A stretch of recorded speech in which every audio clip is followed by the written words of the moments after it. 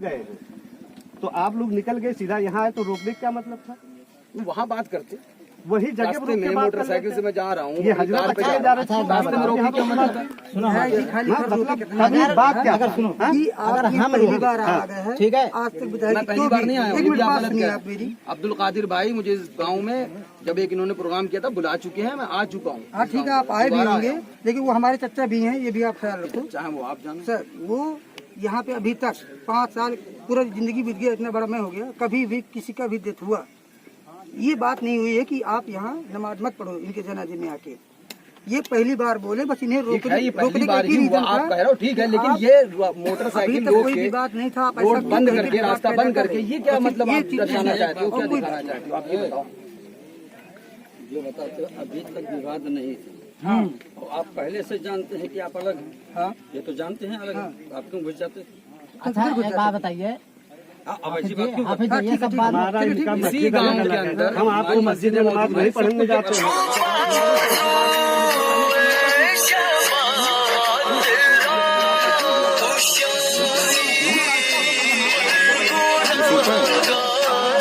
हमने चलो सुनिए, अब सुनिए होता क्या यहाँ जब मैं आ गया अकेले हूँ, तो बताया है, जैसे हमारे चर्चा हुआ मैं खड़ा होकर बात करता रहा तो बोले अच्छा बैठ जाओ, बात है, बात होगी, ठीक है बैठ जा रहे हैं। हमारी दूसरे बैठे थे, वो फोन बोले पहले अजीज बैठा है, इसके बराबर मत बैठ जाना। मैंने कही कहते हो बैठ जाओ, फिर कहते हो मत बैठ जाओ, नहीं बैठूंगा, खड़े होकर ही बात करूंगा, जाऊंगा नहीं। जितनी बात करना है बात करो, लेकिन ये क्या बदतमीजी, कभी कह रहे हो बैठ जाओ, कभी कह रहे हो बैठना नहीं है, बड़ा है बातें। फिर उसके बाद जो भी बात करना चाहिए मुझसे पूछ दे, मैं कहाँ भागा चला जा दोस्तों के साथ। लेकिन रास्ता रोक के कैसे चलेगा कौन? अच्छा आपको अगर रास्ता रोक आप कोई पुराना लगा अलग बात है, तहजीब नहीं है आपकी, ये तहजीब होगी, हमारी तहजीब नहीं है। हमारी सोच ये है, कलमा पढ़ा तो हम लोग कलमा पढ़े थे, हम मुसलमान हुआ, हम मुसलमान हुआ, हम ये सोच रखते थे। जनता कि अभी तक ऐसा नहीं हुआ है कभी। आप ऐसा क्यों बात बोल के इस तरह एक दूसरे के मन में खड़ा करते? आप थे यहाँ, आप थे, बात यही हुआ है, मेन मुद्दा यही बात नहीं तो बात क्यों कर रहे हो? अच्छा उसके बाद हुआ ये कि मैंने कहा अच्छा एक मिनट रुक जाओ। मैंने कहा अच्छा आप लोगों ने मुझे रोका किस लिए? बोले आपसे ये पूछना है। मैंने कहा मुझसे ये पूछो, मैंने ऐलान क्यों किया? बोले हाँ बताइए। मैंने कहा मुझे जवाब। अब जरा इंसाफ से सोचो, उस प्यारे आका सरवरे कायनात सल्लल्लाहु तआला अलैहि वसल्लम की अजमतों का ये आलम कि रब तबारक व तआला जिनकी बारगाह में ऐसा लफ्ज भी गवारा न करे जिसके अंदर कोई बेअदबी का पहलू हो, और उस आका की बारगाह में ये देव के बंदे अक्ल के अंधे जहन्नम के गुंदे अपनी किताबों में लिखे कि माअज़ल्लाह नबी का इल्म शैतान के इल्म से कम है। माअज़ल्लाह नबी को इतना भी इल्म नहीं जितना शैतान को, कहो माअज़ल्लाह। नबी को इतनी भी खबर नहीं जितनी शैतान को, कहो माअज़ल्लाह। नबी का इल्म कम है और शैतान का इल्म ज्यादा। यह है किताब बराहीन क़ातिया, इसी के अंदर लिखा है। आपको आगे बताऊं, ये किताब है तक़वियतुल ईमान, इसी के अंदर लिखा है कि माअज़ल्लाह नबी गांव के चौधरी की तरह है। इसी के अंदर लिखा है कि माअज़ल्लाह नबी बड़े भाई की तरह है। इसी के अंदर लिखा है नबी गांव के माअज़ल्लाह चूड़े चमार की तरह। माअज़ल्लाह जितनी इज्जत अल्लाह के सामने अल्लाह की बारगाह में जितनी इज्जत चमार की है, उतनी इज्जत भी अल्लाह के रसूल की नहीं, नबी और वली की नहीं जितनी एक चमार की है। मुझे इंसाफ से बताओ, ऐसी जमात, ऐसे कौम, ऐसे लोग जो इमामुल अंबिया के बारे में ये अकीदा दे कि माअज़ल्लाह रब्बिल आलमीन नबी गांव के चौधरी की तरह है, नबी चूड़े चमार की तरह है, नबी हमारी तरह बशर है। हमको क्या दुनिया में होगा हमारे साथ और क्या होगा कब्र में, ये नबी को खुद भी नहीं पता, न नबी को पता, न वली को पता। नबी अपनी बेटी फातिमा को जहन्नम से नहीं बचा सकते, कहो माअज़ल्लाह। उसके बाद ऐसी कौम के बाद ऐसी जमातें घूमे, ऐसे लोग आए, उसके बाद आप उनके साथ खाना पीना करें, आप उसके साथ रिश्तेदारियां करने की सोचे तो सोचो, फिर इंसाफ से सोचो, अपने दिल की गहराइयों से सोचो, मोहब्बत रसूल के तकाजे क्या है, आका की मोहब्बत का तकाजा क्या है, सरकार की मोहब्बत का तकाजा यही कि उनके गुस्ताख इतनी बड़ी बड़ी बदतमीजियां लिखने वाले आज तक छप रही है, आज तक बट रही है। उसके बाद ये कहा जाए जरूरत इस बात की है कि इत्तेहाद कर लिया जाए, जरूरत इस बात की है कि हाथ मिला लिया जाए। आज बड़ा जुल्म हो रहा है, हमको इत्तेहाद कर लेना चाहिए। आज बड़ा जुल्म हो रहा है, हमको हाथ मिलाना चाहिए। आज बड़ा जुल्म हो रहा है, हमको ये वहाबी देवबंदी टॉपिक बन करके गले मिलना चाहिए। हमारी तादाद बढ़ जाएगी, हमारी भीड़ भाड़ बढ़ जाएगी, हमको जुल्म तले दबाया जा रहा है। लड़ना है तो इत्तेहाद करना पड़ेगा। हमने कहा सुनो इत्तेहाद का नारा लगाने वालों, जुल्म सितम का सहारा लेने वालों, सुनो सुनो इत्तेहाद का नारा लगाने वालों, जुल्म सितम का सहारा लेने वालों, सुनो कान का मैल साफ करो और हमारा ऐलान कान खोल के सुनो।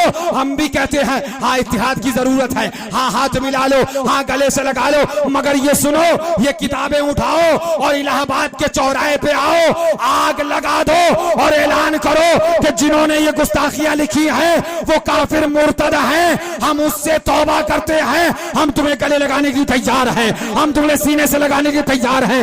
मगर याद रखो, तुम ये सोचो नबी की बेअदबियां की जाती रहे, नबी की गुस्ताखियां की जाती रहे, ये किताबों को छापा जाता रहे, इनको मार्केट में बेचा जाता रहे, इस किताबों में नबी को चूड़े चमार से जलील लिखा जाए, नबी को गांव को चौधरी की तरह लिखा जाए, और फिर ये गुलाम मुस्तफा तुमसे हाथ मिला ले तो कान खोल कर सुन लो, नबी के आशिक अपनी जान देना तो गवारा कर सकते हैं, मगर गुस्ताखे रसूल के साथ न कल सौदा किया है, न आज सौदा किया था, न सुबह कयामत तक सौदा करने वाले हैं। इसलिए कि हमको बचाना यह हमारी ताकत का काम नहीं है। हमको जब भी आंधियों से बचाया है, तूफानों से बचाया है, जालिमों से बचाया है, जाबिरों से बचाया है, हमारी तादाद में नहीं, हमारे नबी के करम ने बचाया है, हमारे खुदा के अता ने बताया है, औलियाए किराम की रहमतों बरकतों ने बचाया है। हमको हमारी तादाद नहीं, मुस्तफा की ताकत बचाया करती है। रज़ा ने पूरा पैगाम दिया था, ऐलान किया था, सुनो सुनो कान खोल कर सुन लो, हम तादाद के बल पे ताकत नहीं करते हैं, भीड़ भाड़ की बल पे ताकत नहीं करते हैं। आला हज़रत फरमाते हैं मोड़ दीजिए, तोड़ दीजिए, पंजाए देवे लाइन, अरे मुस्तफा के बल पे ताकत कीजिए। नारे तकबीर, बुलंद आवाज लगाए, नारे तकबीर, नारे रिसालत, मसलके आला हजरत, फैजाने मजहरे आला हजरत। सुन लीजिए, अब आगे आप जानो, आपका काम जाने। जुल्म बहुत हो रहा है, सितम बहुत हो रहा है, वहाबियों के साथ इत्तेहाद किया जाए, वहाबियों के साथ नमाज पे नहीं बोले, नमाज पे नहीं बोले, रोजे पे नहीं बोले, रोजे पे नहीं बोले, बोले रद्दे वहाबिया पे बोल के चले गए। हमने कहा सुलह कुल्लियों तुम्हारे पेट में दर्द क्यों होता है?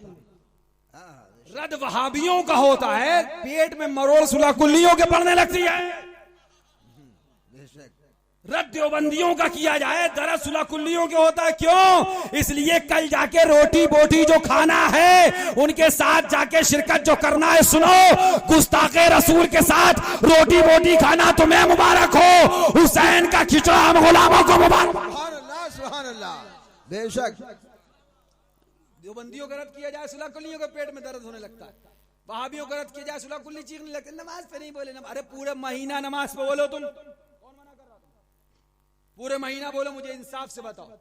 मुझसे जब ये बातें होती हैं ना तो फिर दिमाग अलग घूमता है। मुझे इंसाफ से बताओ, हिंदुस्तान के अंदर कितने परसेंट मौलवी जो रद्द वहाबिया करते हैं? कितने परसेंट? चंद है, गिनोगे तो उंगलियों पे गिन लोगे, है ना। और कितने जो नमाज बताते रहते हैं, कितने जो रोजा बताते रहते हैं, कितने जो ज़कात तो पता ही नहीं कितने बताते हैं, सब कुछ बताते हैं। सवाल रद्द वहाबिया करने वालों से होता है कि तुम नमाज पे नहीं बोलते। सवाल नमाज पे बोलने वाले से क्यों नहीं होता है कि तुम इश्क रिसालत पे क्यों नहीं बोलते,